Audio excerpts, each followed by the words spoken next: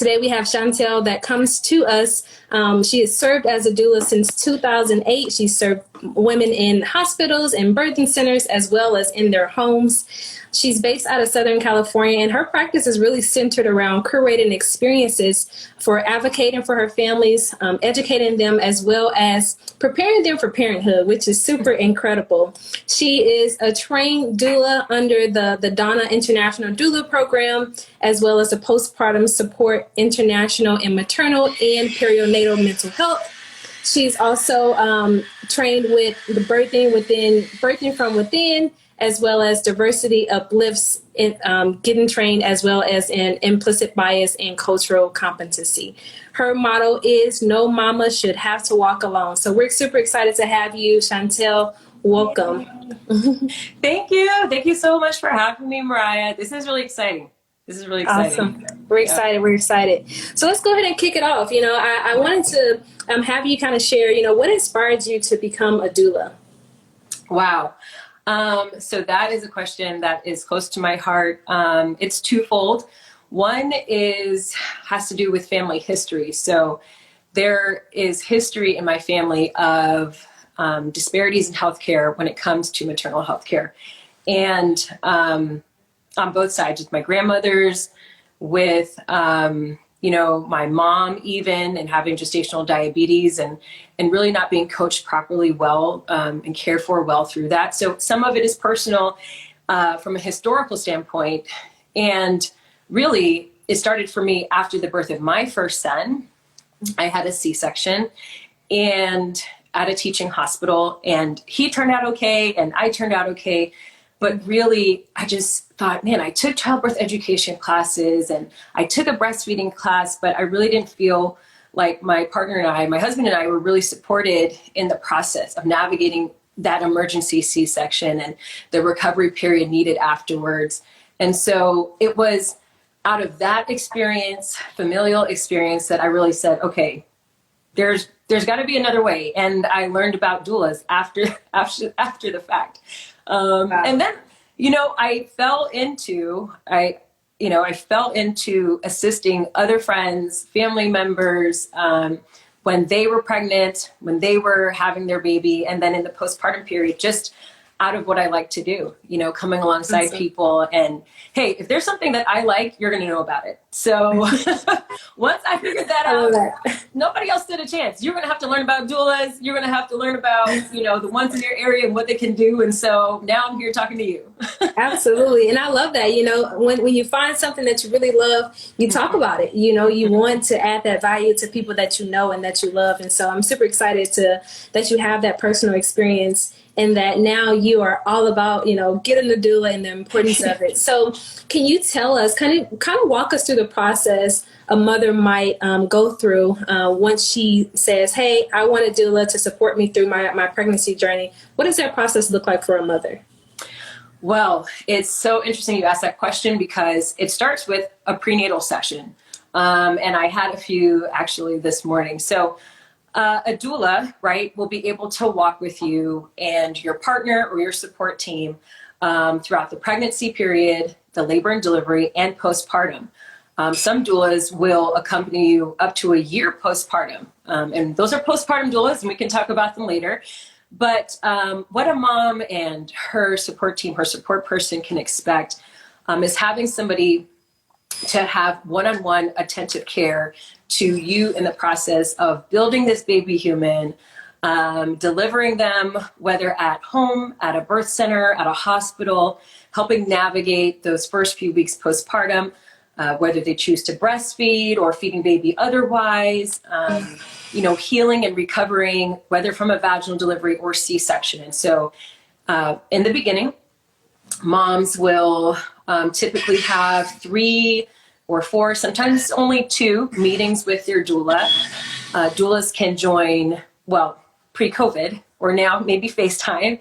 Doulas can come to their appointments with their midwife or their OB and help develop their birth plan, where we can talk about the things that the mom might want to consider as far as augmentations and interventions that they are open to, and in what order during the labor and delivery process.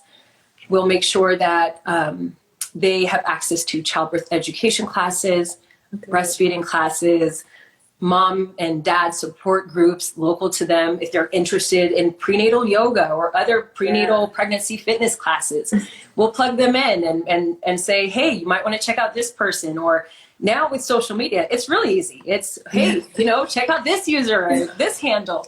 And really helping them have the best experience possible during their pregnancy, and then helping them be informed about the labor and delivery process, what options they may encounter as they try to birth a human. It's a very unpredictable event that may require all sorts of plan Bs and plan Cs and plan Ds. And so they can expect the doula will help them, will help resource them rather with the definitions of terms and understanding of procedures, and maybe giving them some questions they may want to ask their midwife or OB in the process. And then to fast forward, they're providing one-on-one physical, emotional, and other resources of support during the labor and delivery process. And so a lot of times we're there for not just, 12 hours, we're with them through the 24 hours or more of that labor and delivery process, helping bring baby, what we like to say, earthside, right? And so whether that is providing coaching with breathing techniques throughout the different stages of labor, or suggesting different labor positions to make things a little more manageable, or just providing space so that as they navigate, I was just telling a client this morning, I said, I can help, be your point person during labor when your mom and your mother-in-law and your auntie and everybody's texting, wondering what the latest updates are. Hey, you and your partner, you guys focus just on bringing your firstborn into this world. Let them know Doula Chantel will give them the play-by-play, nice. Like with whatever you're comfortable with. While you guys focus on just being, in this moment. And so we'll usually stay a few hours after baby is born to make sure they're settled in, all their things are gathered from maybe their labor delivery room, like if they have to move, getting them set up, making sure their golden time with their newborn is protected. If they have a C-section, oftentimes I'm waiting outside the C-section doors, just so that they know, hey, somebody is there with me. Somebody is here for us. And then, we have a couple postpartum visits, a few days after baby's born, maybe 2 to 3 weeks, and now home or virtual, depending on what people are comfortable with. And then I personally like to schedule my visits after my 3rd or 4th visit, after that 6-week OB visit or midwifery visit, just to see how we're all adjusting. Baby's been here for a while. People might have to go back to work. And how are we all doing? Is there anything you need? Do we need to set up an appointment with a lactation consultant? Do we need to check in with your therapist? They're a part of your postpartum team. And maybe postpartum anxiety and is starting to pick up, or depression. Maybe we should call that friend you said, you trusted to come by and cook a meal. So I could go on and on and on. I know we don't have a lot of time, but it's a little snapshot. Okay. No, I love all of that. I mean, I didn't even realize to the extent, you are essentially, almost taking that person's life and trying to make it as seamless as possible. So like you said, they can enjoy and be present in the moment of that their baby is born, and just enjoy those first few moments, right? Even just the ideal of you texting the family and giving updates, like, that's huge. And I imagine, I'm not a mother yet, but I imagine just how much pressure that takes off the mom to try to figure out, hey, baby's this many pounds, baby's this long, baby's here, like all those messages to all those people. So that is incredible. I'm getting lots of hearts for you, lots of comments regarding the work and the support that you give mothers and doulas give mothers. And so maybe you can touch a little bit on the difference between what a midwife does and what a doula does, so that people can know the difference.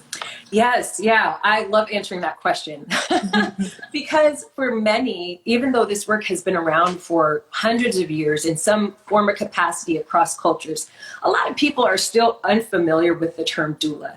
And there is some confusion around even midwifery because a lot of people simply don't have access.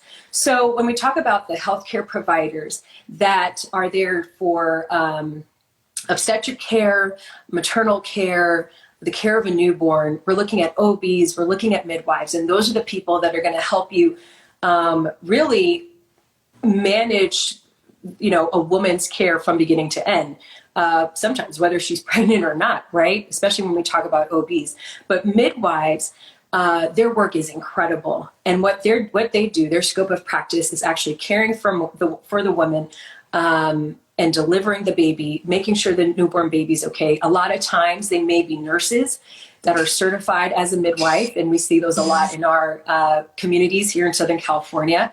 And there's also licensed midwives who are not nurses, but they are licensed to care for women during pregnancy, postpartum, to deliver babies, often in the comfort of your own home or at a birth center.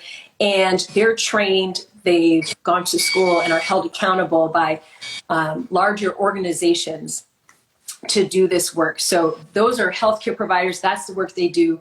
And you can see them for all your women needs, Doulas, our work and scope of practice is different. And I like to say that we get to come alongside. And as I've described, some of the work that I do personally as a doula, our scope of practice is outside the hospital, outside the medical setting, in the sense where we're helping connect the mom to all the resources she needs. It may be connecting them with a midwife. It may be connecting them with an OB, right? It may be connecting them with a therapist or a social worker, a WIC counselor. It may be connecting them with a mom and dad's group. And so I see it as the word doula really means to come alongside, it's the role of a servant. And so we get to leave the blood pressure, the delivering of the baby, the intensive care maybe necessary for a baby right away. All that is in the hands of the midwives and the OBs. We get to really just provide non-medical care to moms as they navigate pregnancy, labor and delivery, and postpartum. I hope that answered your question. And yeah, it does. It does. And more. I even love that you put a bow on it and you talked about it being basically the ultimate servant, and caring for these mothers and their babies and, even their families. I know you've had some fathers give some really amazing feedback regarding the impact that you've had, during their process working with a doula. So maybe you can share just a little bit about that before we really kind of go into a little bit more about, doula pricing and things of that nature. So you can just give us maybe one thing that a father has mentioned that has been helpful for them. Yeah. I mean, whether it's been a first-time father or, a father with their second, third, or even fourth baby, in working with them, a lot of times I hear that this is the most a part of a birth they've ever felt, or this is the most aware or huge. Empowered that they have felt, being able to really participate in the birth experience of their partner. Or, when we think about it, at least in my case, a lot of the people that I serve aren't actually in the medical field. So some of their only times they're actually going to go to the hospital is when somebody's sick or when they're having a baby. And so that can be a very intimidating experience. And so feeling empowered, feeling like they can really advocate for the birth mom, feeling like they actually have something to provide. Yeah. Coaching them up for what an epidural might be and terms they might hear. Fathers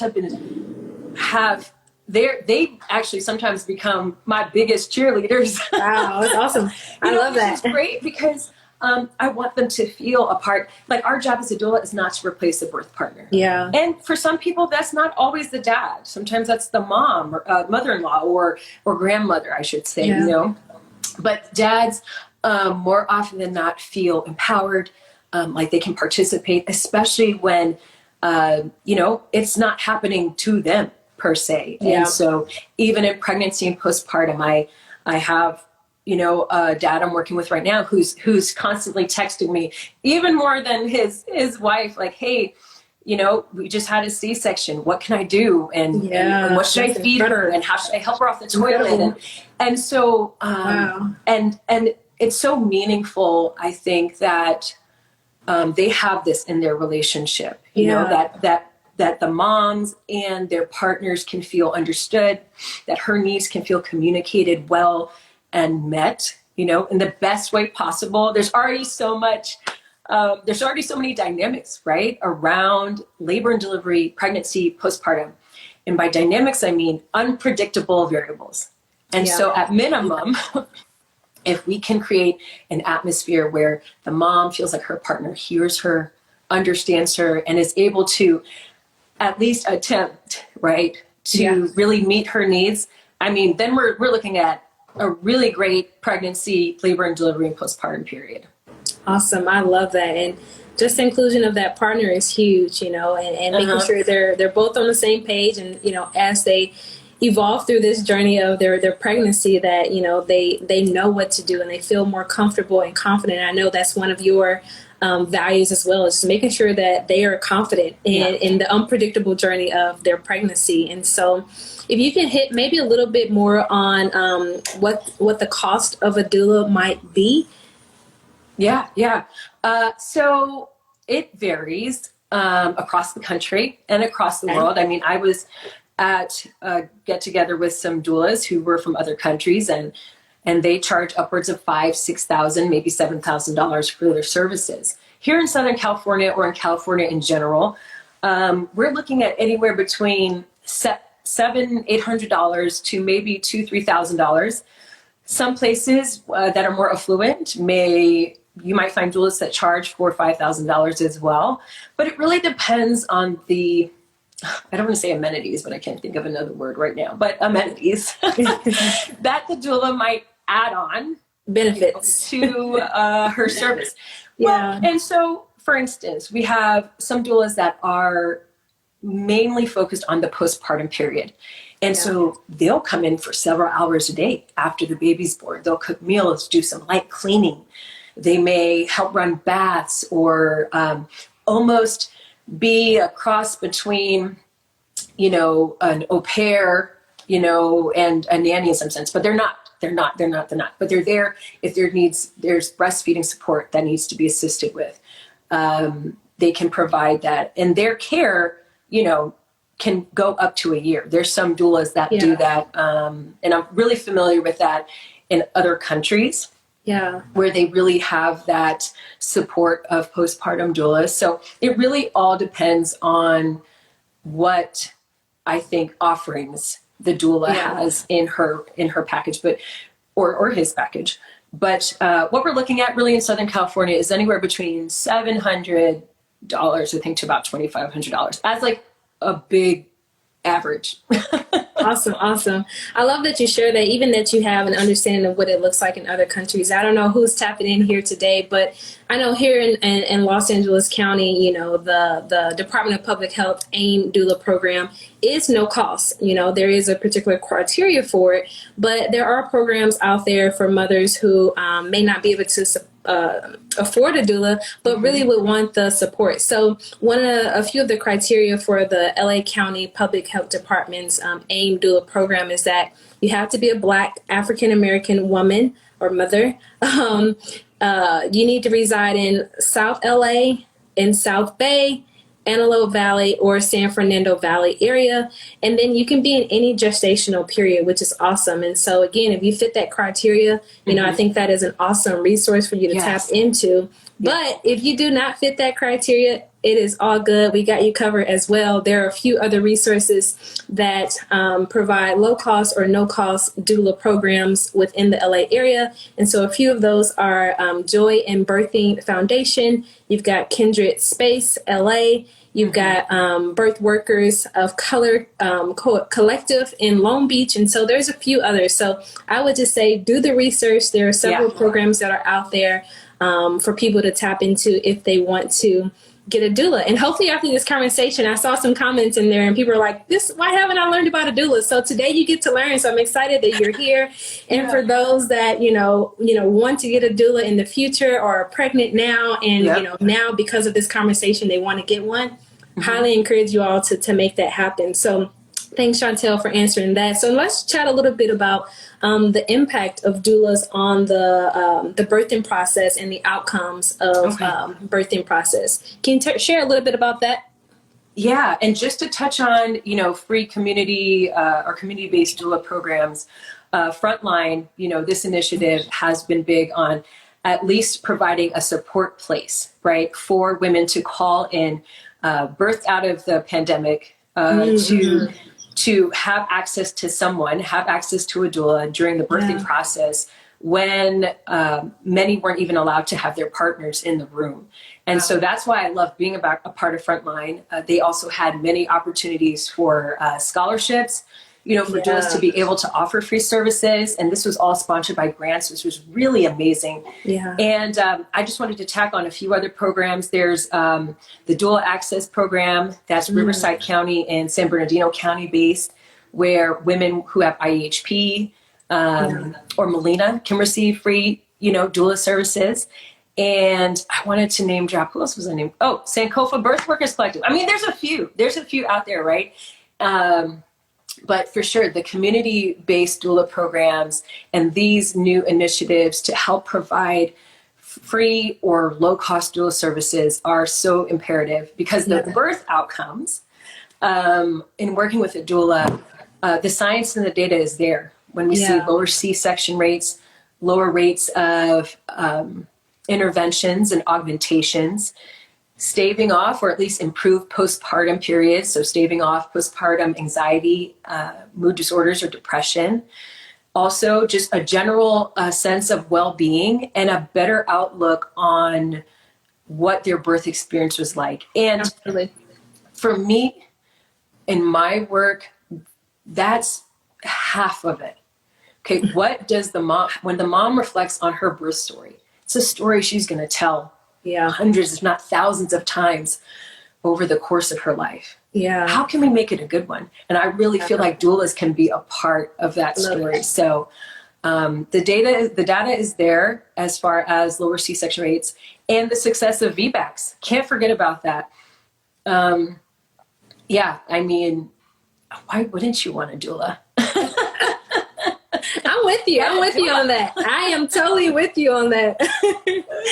So I love that. So, I mean, I guess, as we just kind of think about, the value of a doula and the impact that you all have on the birthing experience, what have you found during this pandemic that mothers need the most during this time? Well, man, moms are needing support. Yeah. We already live in a society where we don't hold any longer to the traditional structures of support that many communities across the world still do, right? Having your family in close proximity, for instance, or having a deep-rooted block where everybody knows everybody and somebody can babysit somebody and you can go to this person's house on this day and you always know you're going to get a meal. A lot of that has been disrupted. Yeah. So in addition to that, to have a global pandemic, I have found that a lot of my moms and families, they're having to make decisions about who they can trust or call on, as a part of their support team. Because we're talking about COVID. We're talking about people having different values of protocol and people contracting COVID and being afraid. Moms have been very, afraid of, succumbing to COVID. And I don't blame them, and especially early on in the pandemic, they were afraid to be alone. Yeah. And there's still a lot of hospitals now where, hey, if the partner doesn't pass their COVID screening, you might be birthing alone. Recently did encounter a mom who, because of that very thing, her husband did not have COVID, but could not pass the COVID screening, and she had to birth alone. Yeah. The doula was, at that time, doulas, we weren't allowed in that hospital. And so I've encountered moms being afraid, still showing up, still being heroic, still being resilient, right?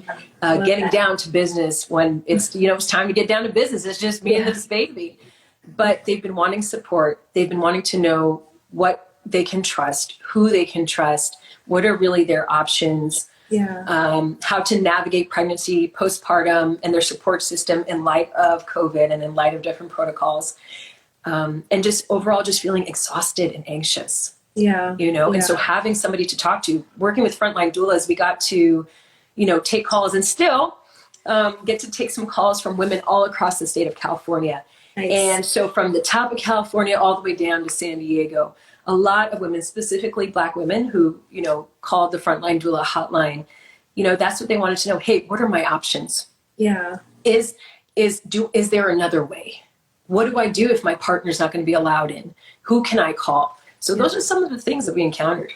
Yeah, yeah. Mm-hmm. And I know the Frontline Doula hotline, sort of what you all do is more than just answering calls. It's really kind of case management. So, it's not always these one and done conversations. It's right. Like, well, hey, let me pull these resources together to really help you figure out how to get through this process during a very traumatic and horrible time of a pandemic on top of it. And I guess I would ask you, what are some techniques, and I'm sure they're all different for each client, but like, what are some techniques or resources that you are sharing in order to help your clients reduce stress or reduce anxiety through this process?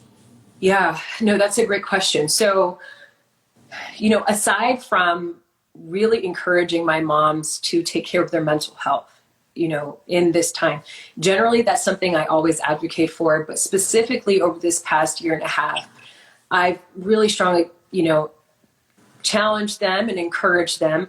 Get plugged in. If you don't feel comfortable with a therapist or you haven't found a good one, whether it's a group, a mom group, a parenting group, some kind of maternity group, get plugged into community, right? Don't go about this alone. Find your people, or let them find you. So you don't have time to find people. You don't want to be bothered. At least make your username accessible so people can find you and invite you to something, or at least let people know, like leave the light on. I love that. So leave the light really on. Taking care of their mental health and encouraging people to take care of their physical health, right? Endorphins make people happy, and happy people don't kill. Line from Legally Blonde, right? And so truly, it's been a time where we've been sheltering in place. Things have been so stressful. And if moms already have other kids, another thing that I've been recommending is, hey, just get outdoors. Go for a walk. If you are afraid or feel scared, you can still do it with your mask on, right? Like, understand that, little jip there. The fears and the anxieties that you might have, but get outside, get some sunshine. I might send a few links for prenatal yoga on YouTube, or Instagram or Facebook handle where they can do exercises from home so that they can keep moving, and the cloudiness isn't so heavy. There's something else. So I personally take people through breathing exercises or do breath work. Okay. So let's say somebody, for instance, would call the Frontline Doula hotline, and I may not know if they'll call back again. I may not know if they'll answer one of my follow-up emails. Yeah. So my personal thing is, okay, what's one gift that I can give them that wherever they are, they can take with them for whatever they may encounter down the road? And that's breath work, Yeah. And so taking them through an actual exercise or practice that's not too complicated, where they, they're not going to be all out of breath on the other side. That's something that I like to do. So those are little pro tips. Yeah. I love that. I know there are some mothers to be on the call now. There are some mothers who, like myself, would love to be a future mother. I know there are some mothers that are already in existence. And so I'm sure everyone is gaining some type of knowledge from the gems that you are dropping. Cherish them, people. Take them close to your heart and cherish them. I'm just going to kind of reset the room a little bit because I will open up for questions in just a bit. Haven't gotten any questions yet, but if you have questions specifically for Chantel regarding doulas, regarding the birthing process, please use the question mark at the bottom to submit your questions, because we want to make sure that you all get the most out of this experience of really learning about the value of doulas. I saw some followers on here who seem like they're getting some information as well. So that is awesome. I'm so glad that there's some value here. And so I guess I would say, my last question to you, or I'll probably think of some others because there's so much on this topic that we could talk about. But one of the questions that I have is, how can a Black birthing person really connect with a doula? What are some things that I guess, what are some things that people should look for in a doula, right? And then how can they actually connect with a doula? Let's do a twofer there. Okay.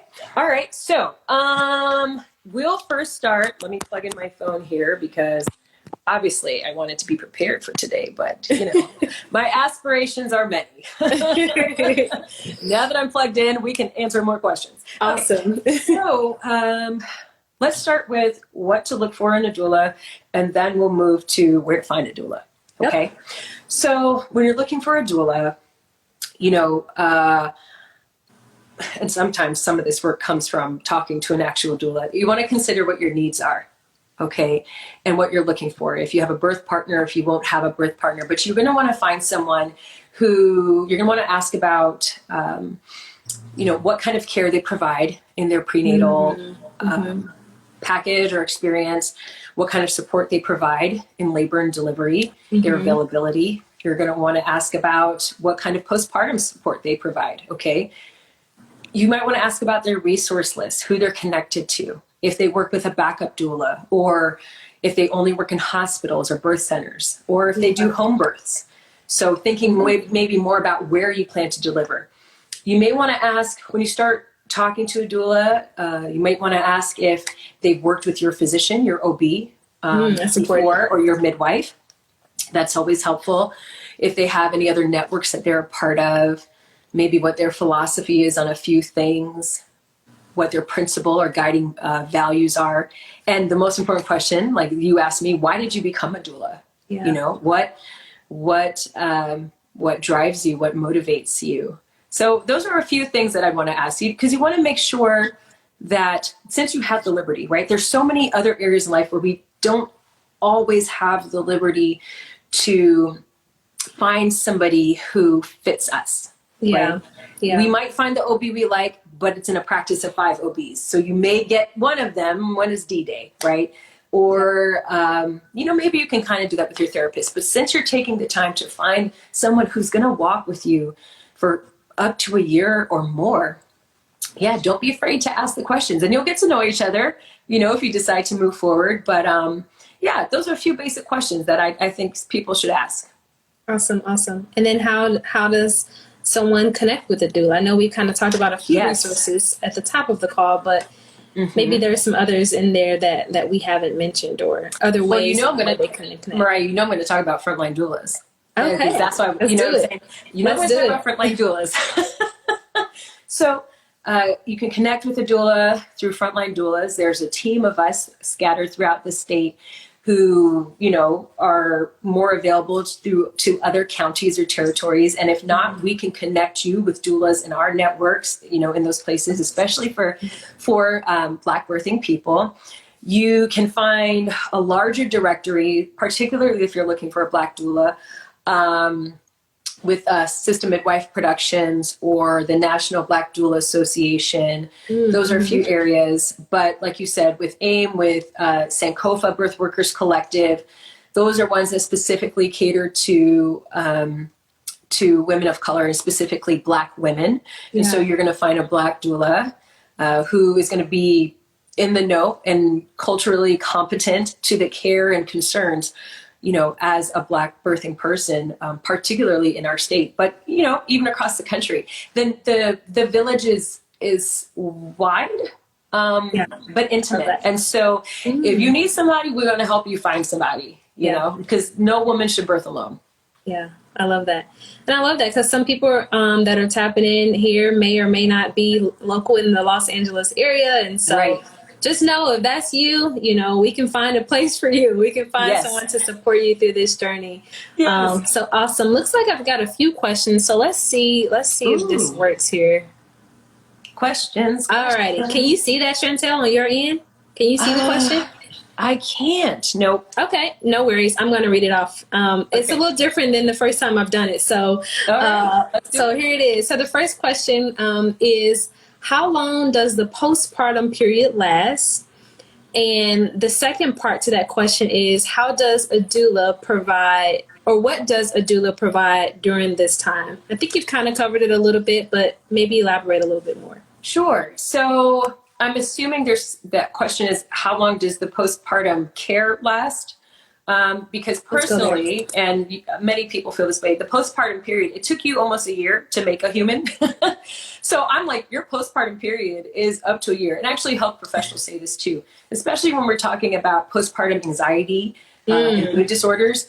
They're known to pop up, you know, up to a year after baby has been born. So we consider that whole time period postpartum.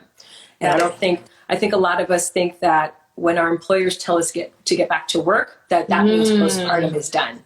Ooh. And that is not facts. Let's talk about that. Let's talk about that, because I'm assuming that you have seen many mothers that have had to go back to work, and you know, with the stressors and trying to even just learning that you should wean your baby off of breast milk, right? Because you got to go back to work. So let's talk about that a little bit more. And sorry, we'll get back to the original question. And then we'll get back. And then I'll talk about postpartum doulas. So really, the postpartum period is up to a year after the baby is born. We have in our country a system set up to cater to not the healing, recovery, and wholeness of moms and their families, but of business. You know? Wow. And so even when I think about that, how, you know, it took almost a year to make a whole human, I always encourage moms and dads who also can suffer from postpartum mood disorders, anxiety, and depression. Give your guys a year. This is like a master's program or an AA program. This is a 2-year situation. Okay. Yeah. So when we're talking about even the mom's hormones adjusting, her uterus returning back to size from carrying maybe a 7, 8, or most recently a 9.9 pound baby, you know, that all takes time. Healing from a C-section, that's major surgery. And so as a postpartum doula, as a birth doula, I typically only provide, it's always more than what I say, but I say I provide 3 postpartum visits, and that's usually run of the mill, somewhere between 2 and 4, you know. Okay. However, a postpartum doula would really be able to be in touch with the mom and her family for much longer, depending on the services that the mom and her family are looking for. And so that's a little bit about postpartum, just a tiny bit. I'm not like a full-fledged postpartum doula. While I do have some postpartum visits, those postpartum doulas, they are rock stars in and of themselves. They've got a whole other line of work. But that's just like a small snippet, and I hope I did it justice. Absolutely. I love that. Yeah. So another question we have is, Justin Hudson is asking, or just Jay Hudson is asking, how do you find balance between helping other families and tending to your own family as a doula? That's a good question. That is a really good question. So I was debating the other day with someone else about the word balance, because I'm more drawn to the word rhythm, and balance is important, right? When we think of ballerinas, like you have to balance, but in that there is a rhythm that, you know, it requires agility, which requires physical fitness, which requires momentum, which requires speed and being able to navigate that. So as a doula, I rely strongly on my support system, my team, my neighborhood. And that includes, you know, my sister and my brother-in-law. They live with us. We live together. Pre-COVID, I had a much larger system to pull from, but we always operate with, well, I personally, not every doula, operates with a backup doula, so that in the event, for some reason, I'm unable to show up to a birth, whether I'm stuck in LA traffic and I'll be a few hours late, or something's come up with one of my kids, or another mom has contracted COVID and I need to now keep distance.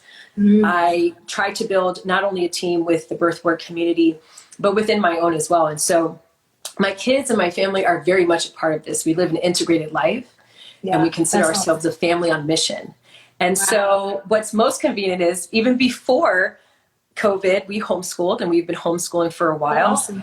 And, you know, my kids are always very excited when it's time for a birth. They've sometimes been sitting in the corner of a coffee shop while we're doing a prenatal visit, also pre-COVID. Wow. So now they're very quietly in another room or outside while we're doing this live.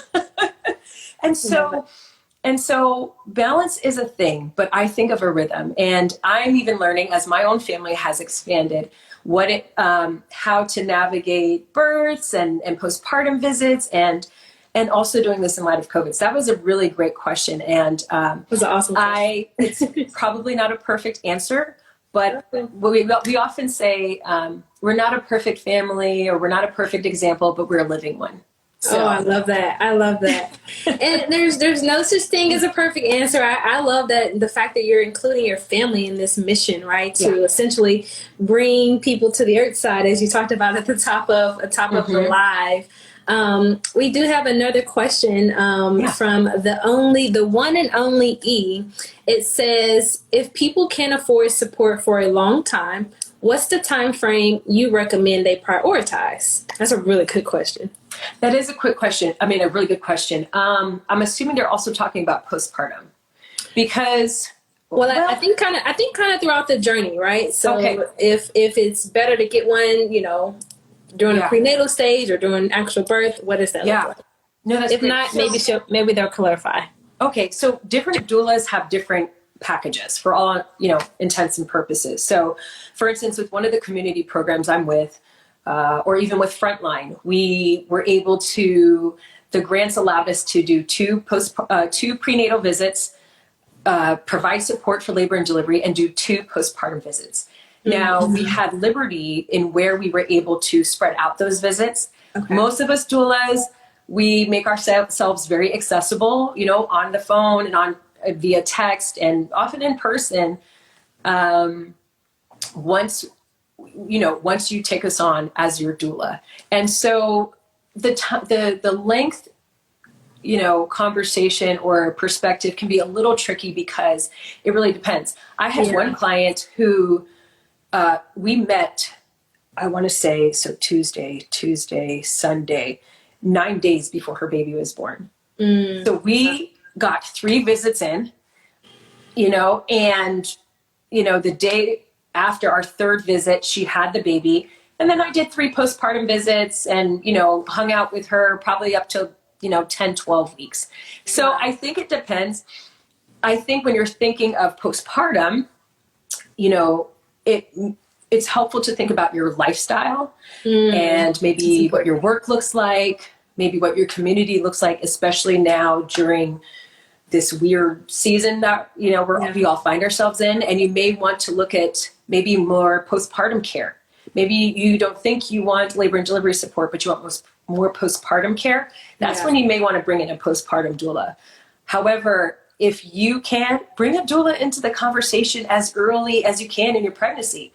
Start talking to a doula before you even plan on having any kids. So you can think about planning for a doula to be a part of your team and to be a part of the journey. So I think it's the work of a doula is such that we can really tailor, well, at least I do in my work, right? I like to curate an experience that fits the family, right? Yeah. Every family is different. Every birth is different. And every body is different. So even moms where I've had the honor to come alongside for multiple births, I always have to prep them. Hey, this might not be like last time. You're different and I'm different. Like this, we may have a VBAC. We may have another C-section. But you're already a great mother, and you're going to be a great mother to this 2nd or 3rd or 4th or so on. So. Awesome. I love that. Hopefully that answered the question. I think you gave a lot of good gems there. We have another really great question from Clinton Jamar. He says, as a man, how can we initiate conversation with our partner about wanting a doula if they are aware of it, but it's more of your desire? You know what? That is a great question. In the Frontline program, I feel like I'm plugging Frontlines because I am, because also lots of great stories. So I had someone call who was in a separate city than his partner, his fiance that was pregnant, and they were both in the medical field. And he was actually the one who called Frontline, and he was not a person of color, but his fiance was. And he said, these are some of the things I'm hearing about her experience. And he had his own concerns about how she was being treated in light of, and this is somebody who was in the medical field, okay? Wow. Very aware of the healthcare disparities, very aware of some of the challenges that now his fiance, who is a medical provider herself, was facing. And so at minimum, I'm all for dads seeking out doula care, even just for themselves, to coach them through fatherhood, to coach them how to be a better birth partner. You know, I loved how this dad was proactive, this soon-to-be dad for their first kid, took the initiative. He said, hey, what are the resources? I'm just trying to see what resources are available to myself, to my fiance, you know, and he said, I don't know how she's going to feel about me reaching out to the Black Doula hotline, but I got to get all the help I can. And sometimes that's enough. Yeah. You know, because now he's more resourced and they can have some more conversations. But that is a great question. I think that in the same way we would suggest to take parenting classes as we prepare for our roles as fathers and mothers, right? As parents. I would love to see the initiative for soon-to-be dads to say, hey, I don't want the pressure of being a doula when it's time for you to have a baby. I'm really good at, you know, this, that, and the other. You know, we could probably do the Amazing Race together and win. However, I just want to be your partner, you know, during the labor and delivery process. I just want to be present with you. Yeah. And I'd love it if we had somebody in this space who could focus on helping and supporting us and freeing me up to totally be there for you as your partner. I think that would be a great way to have that conversation. That's another reason why I love being a doula. I don't have to go home and sleep with any of these people at night. Yeah. You know what I mean? Yeah. Your mother-in-law, your mother, your grandmother, they might get mad at me, but they don't have to get mad at you when I say, hey, only they want their golden hour right now. You got to wait in the lobby, or there's a picture of baby, you know, just creating some of that space, because it can be a lot, you know, and this is all if this is the preference of the moms and dads. And so in the same way, as a doula, we don't take the place of the birth partner. That's dad's moment, or that's sometimes, you know, it's the grandmother's moment, or whoever is the chosen birth partner. Yeah. But we get to support you guys. And in that way, freeing up the birth partner to just be that relational piece to the birthing person, which is so important. Yeah, absolutely. Absolutely. Mm-hmm. So I think we have time for one more question before we end our session. I don't want Instagram to cut us off, but last question we have here is, how can or how does a doula help in the hospital setting to combat not being heard or understood? Super great question by Britt Kelly. Yes, that is a great question. So, we are there to help support and advocate for the birthing person and her partner. Okay. And so what that has looked like most immediately, as I can think about a recent memory, is understanding, right, that, okay, the OB, they have certain agendas and they have certain initiatives, or they have certain a framework, I should say, that they're working in. I don't ever want to paint the picture that doctors or midwives or nurses, labor and delivery nurses, are just out to destroy your birth plan. You know, I'm not saying that people don't have their own prerogatives, just like doulas. Some doulas don't have their own prerogatives. But what a doula can do is, or at least how I like to think about my role, is to create a little space. So let's say a mom has been laboring for a while, and things have slowed down, or maybe her contractions aren't as frequent or as strong. And the labor and delivery nurse or the OB comes in and suggests some interventions or augmentations that might be helpful to, people will hear this phrase often, get things moving, make you comfortable. I guess I don't have to put quotation marks because that's true, but I'm saying I'm using this because that's what they say, right? Yeah. And that's a common phrase. What I'll often do is I don't ever want to speak for my clients, right? This is their health care, but I am here to make sure they're heard. I'll say, you know, do you have any questions for the doctor? Do you understand what was being said? Do you need them to repeat themselves? Would you like to hear more of your options that are, you know, to see if there's any alternatives? Would you like some time to think about what they said? That's good. And this is stuff that we'll talk about in our prenatals. You know, not being afraid to say, can I have a minute? Can I have 5 minutes? Or sometimes I will say, hey, can they have, if it's not an emergency, can they have 5 minutes? Can you come back in 5 minutes? Especially if my mom is, not my mom, right? But my mom is in the middle of a contraction. This is not the time.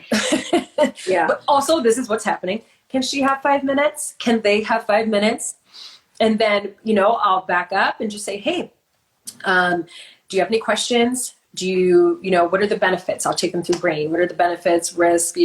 What happens if we do nothing? What does your intuition say? So on and so forth. And help them process the options that are laid out for them. Help them scenario plan. That's really my style. Okay, if we do this, they might suggest this, and then suggest this and suggest this. Yeah, I'll help remind them of what they said their values were and what they said their goals were for their birth plan. Let them know if they are veering away. Not in a like, hey, you're about to go off a cliff, but just, okay, I just want to make sure that we still have the same values. We're a coach in that sense. You still have the same objective. For instance, if the objective is a vaginal delivery over a C-section, are you willing to engage in the different augmentations and interventions that can help make a vaginal delivery more possible before having to do a C-section? Yeah. Or is it just, you want a medicine-free or chemical-free, experience. And so my advocacy looks like stepping in, creating space so that my clients feel heard, that their desires feel heard, that they understand what's happening, particularly if this is not their, people aren't having, a mom is not having a baby every day.